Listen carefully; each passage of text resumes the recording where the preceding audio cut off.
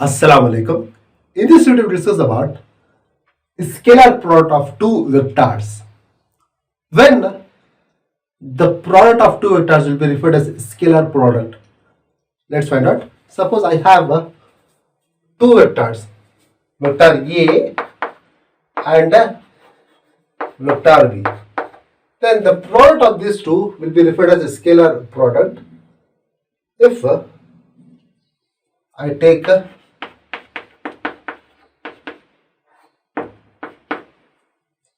the magnitude of these two and multiply them with the cos of angle between these two.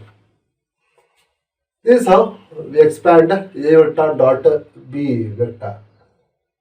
This is called as a scalar product and it is also referred as a dot product.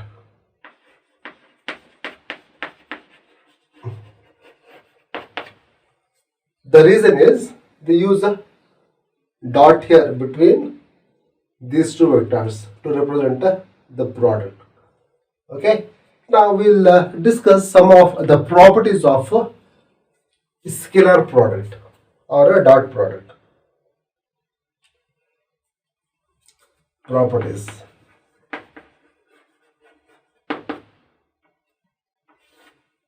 First, in a dot product, the quantity that we obtain at the end is nothing but a scalar quantity. So it is referred as the scalar product. The quantity obtained at the end is the scalar one. Second, this product may be positive or negative depending on the value of theta. If it is acute, if theta is acute, the product obtained is positive. Otherwise, it is negative. If theta is acute angle, what is acute angle? It is less than 90. The value theta is less than 90. Then it is referred as acute angle. When the angle is acute, the value obtained is negative. Okay. And the second thing, if theta is obtuse angle, then what is this obtuse angle? Angle having value between 90 and 180 degree is called as obtuse angle. Yeah. So when the angle between vector A and vector B is obtuse, the product that we obtain is having positive value. Okay. Then we'll go ahead.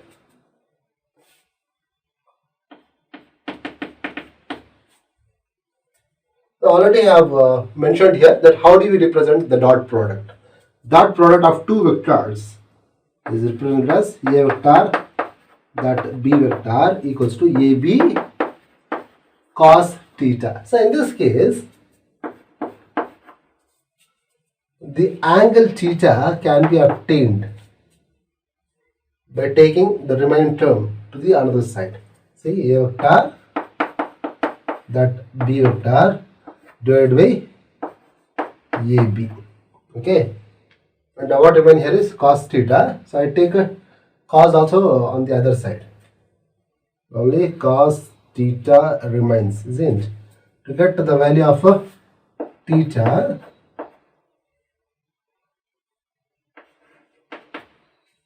I will take cos that side. So cos inverse of a remaining term, A vector that B vector divided by AB. This is what we obtain at the end. Okay. This provides us the angle between vector A and vector B. Okay. The fourth property. when the product of these two vectors will have maximum value. Let's find out. If cos of theta is equal to 1, then the value of a dot b will be maximum. Okay. If theta equals to 0 degree, then a vector plus dot b vector will have maximum value. And what is that? A b cos of 0. What is cos of 0? Cos of 0 is nothing but 1. Okay. So value of it is maximum. So it will be better if I mention this one here in this manner. Correct. And what does it represent? It means that both the vector A and the vector B are acting in the same direction. This is what it means. This is vector A, this is vector B. It means they are parallel to each other, and that the angle between them is 0.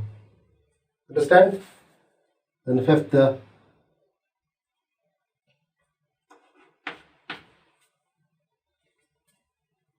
product is the product, the dot product will have minimum value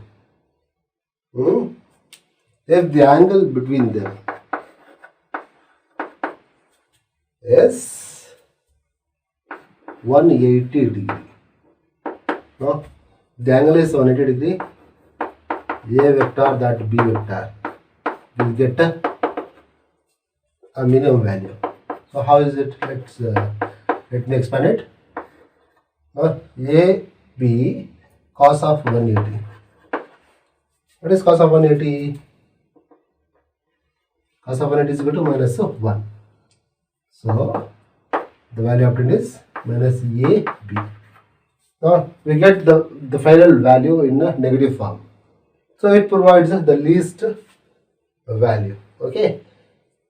And when we are going to get the product of the dot product of A and B vector as 0. Here A vector that B vector will be 0 if the value of theta is equal to 90 degree. Okay, cos is equal to 90, cos of theta is equal to cos 90 degree, then cos of 90 is equal to 0. Okay, so A vector that B vector is nothing but 0. Now this clearly shows that if two vectors are acting perpendicular to each other, making an angle of 90 degree between them, yeah, theta is equal to 90 degree. In such case, the value obtained at the end after multiplying them together is nothing but a 0. Okay, and here one thing I forgot to mention. If the angle between vector A and vector B is 180 degree, then how they will appear? Now, this kind of vectors, one vector will act in a particular direction as mentioned by this line. Suppose I take this one as a vector. Then the second vector will act in the opposite direction, this way. Okay, fine. So here, this kind of vectors are called as anti-parallel vector. Anti-parallel vectors. The dot product of anti-parallel vectors is nothing but a negative. It has got a negative value. And here, when vectors are parallel, they provide positive value. The product provides a positive value. Clear? Now this is when the angle between A and B is 0, it means these vectors are parallel vectors.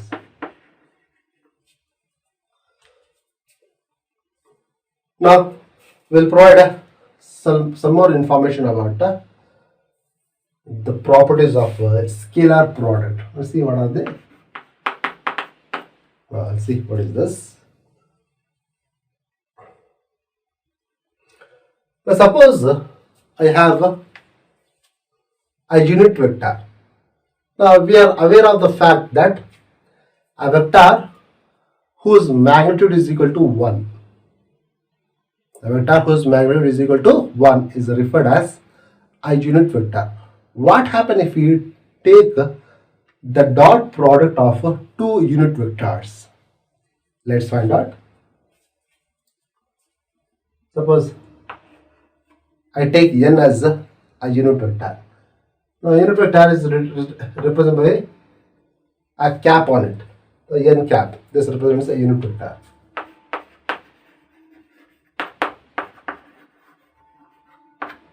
Unit vector. Okay. The n cap multiplied with the n cap will provide us value equal to 1. How is it so? Let's find out. Here on expansion, n cap dot n cap gives us n multiplied with n and the cos of angle between them. Okay. And what is this n? N is the magnitude of these two unit vectors. Okay. And unit vector have magnitude equal to magnitude of unit vector is equal to 1. By keeping that in mind, here the value of n is taken as 1 and the value of another n is also taken as 1, and here the angle between these two unit vectors is nothing but 0. Okay, both of them are acting in the same direction, so angle between them is 0. Cos of 0 is 1. Cos of 0 is 1. That is why the dot product of unit vectors is nothing but 1 multiplied with 1 is also again multiplied with 1 is equal to 1. Correct? I hope you have understood. Now we'll go to explore another property of a dot product. What is that? What happens if we multiply two different unit vectors? Two unit vectors acting in different direction. Okay. Now before going ahead, let me provide some more information about unit vectors. Suppose I have three unit vectors acting along x, y and a z axis. Now the unit vector which acts along x axis is I cap. The unit vector which acts along the y axis is referred as j cap, and the unit vector which acts along the z axis is referred as k cap. And if you look at these three, you will find that they are mutually perpendicular to each other. Okay, such vectors are referred as orthogonal vectors. They are referred as orthogonal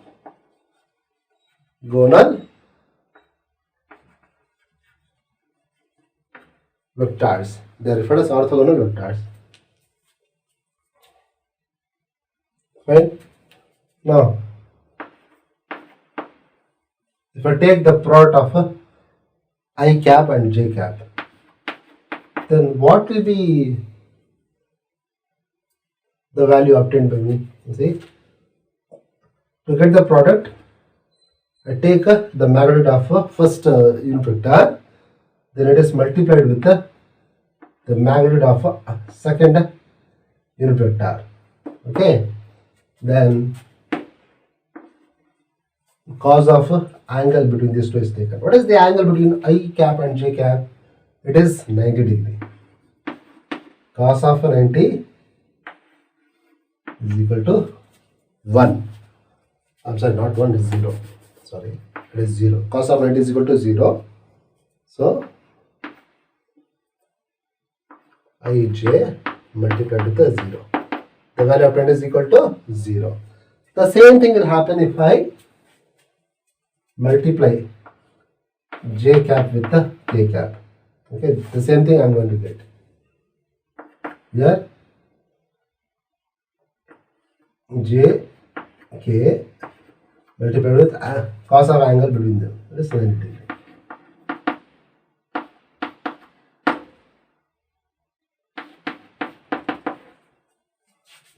I j j k k I last row. Here also we need to follow the same method.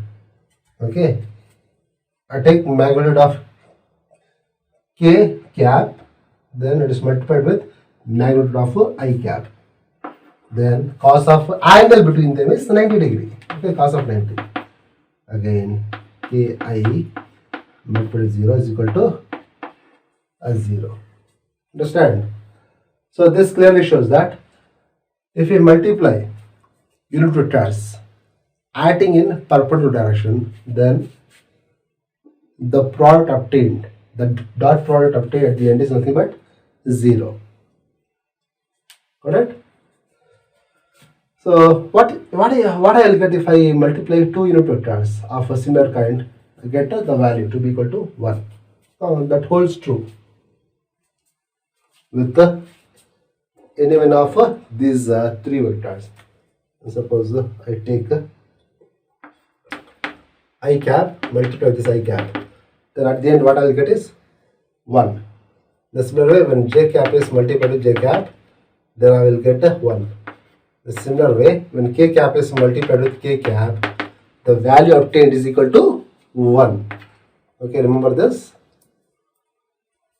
Now, a very basic property of a scalar product. What is that?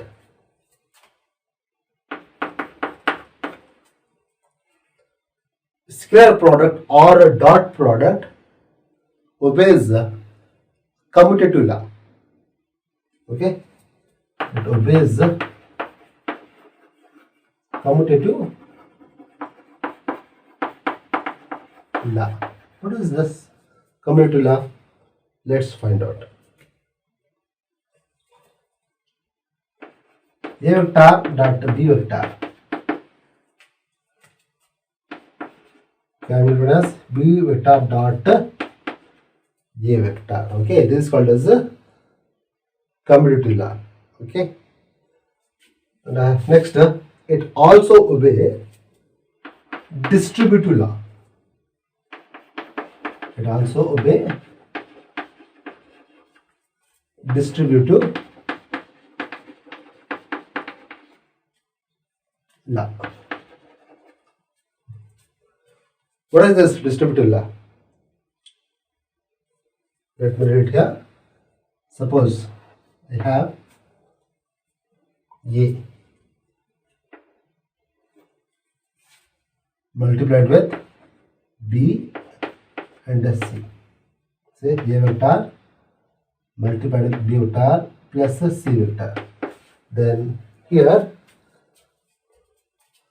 what I will get is nothing but this A vector that B vector plus A vector that C vector. This is what I will get. So this clearly shows that dot product obeys the distributive law as well. I hope the video is useful. If you have any kind of doubt relevant to the topic, kindly put your question in the comment section. Thanks for watching.